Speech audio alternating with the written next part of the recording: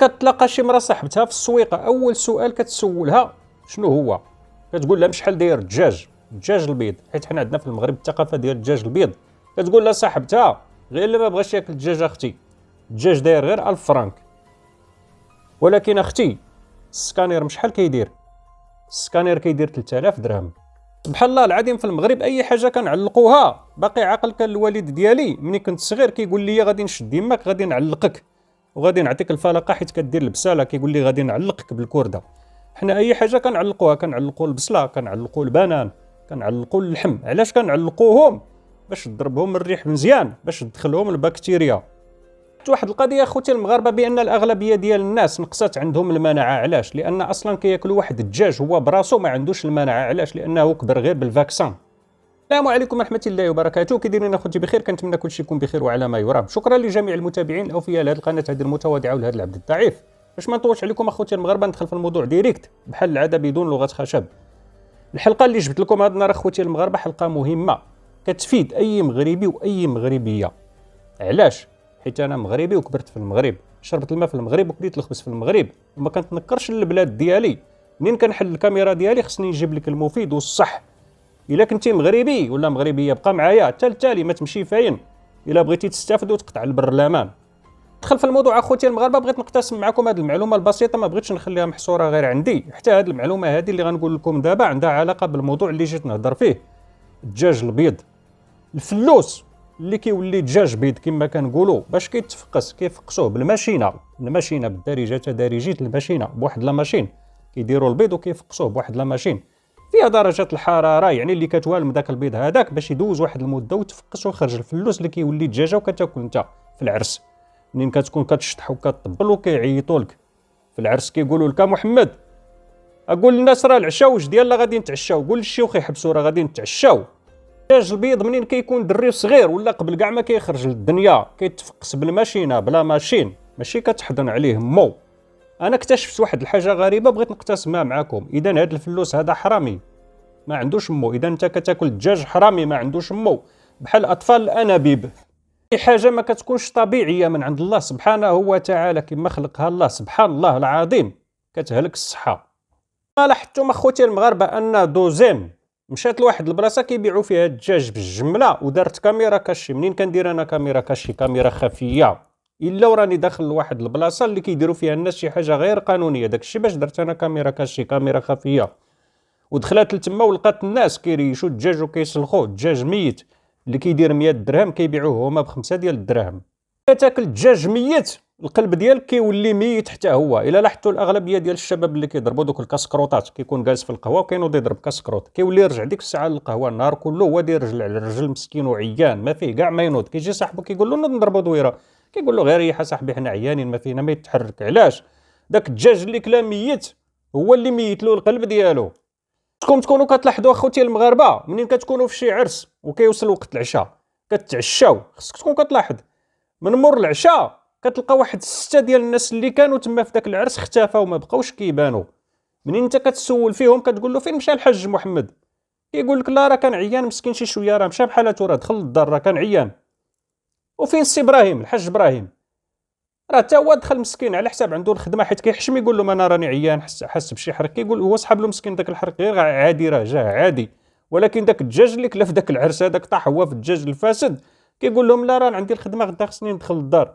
مسكين كيجيب له لا دياري ولا كذا، كيكون عيان يعني عيان كيقبس له على المعده ديالو وكيمشي حتى هو. شي 6 الناس ما كيبقاوش يبانوا لك. الا جيتي ترد الكاميرا اللور، الا كانت هو عنده الكاميرا تما مثلا لاحظ سير شوف الكاميرا غتلقى هادوك 6 ديال الناس اللي اختفوا في العرس كانوا جالسين في طبله وحده وزهرهم جا في داك الدجاج الفاسد. غادي نفسر لكم ونوضح لكم اخوتي المغاربه باش تفهموا فوقاش هادوك الناس هادوك اللي يعني ما كيخافوش من الله، اللي ما عند باباهم لا ضمير لا حتى شي حاجه، اللي خصهم الاعدام ماشي غير الحبس. فوقاش هما يعني كيستعملوا ديك الطريقه ديال كي كنقولوا ديال الغش 100%.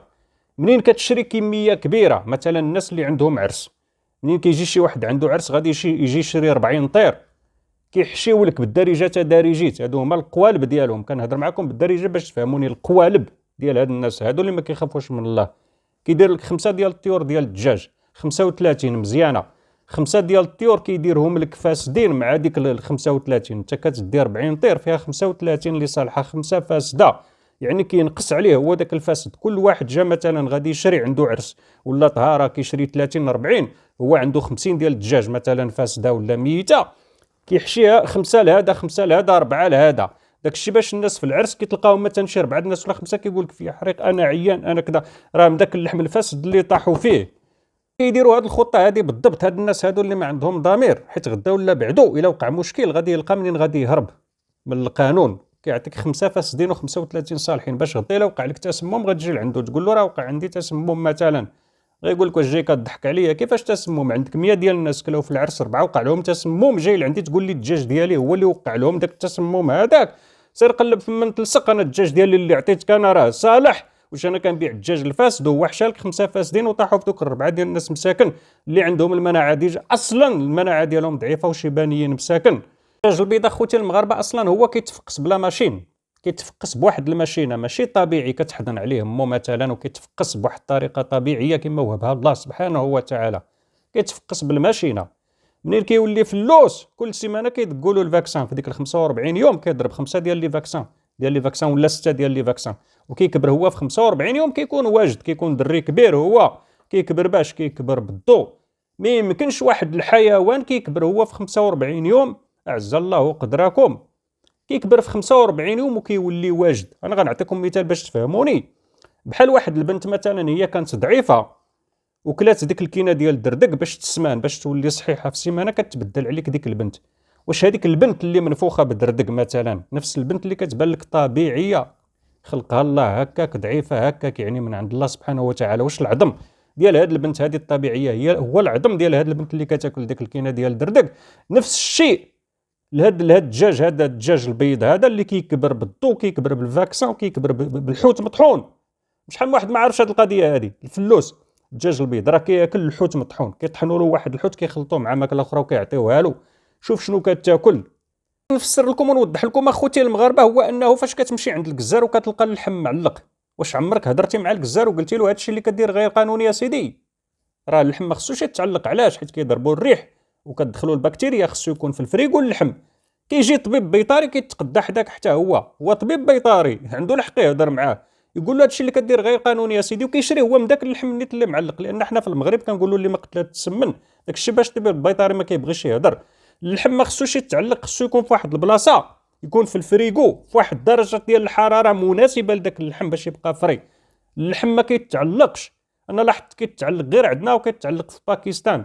شفت واحد الفيديو كيعلقوا حتى هما اللحم في باكستان، غير بدوك الدول اللي عندهم عادي اللي كيقولوا اللي ما قتلات تسمن هما اللي كيعلقوا اللحم.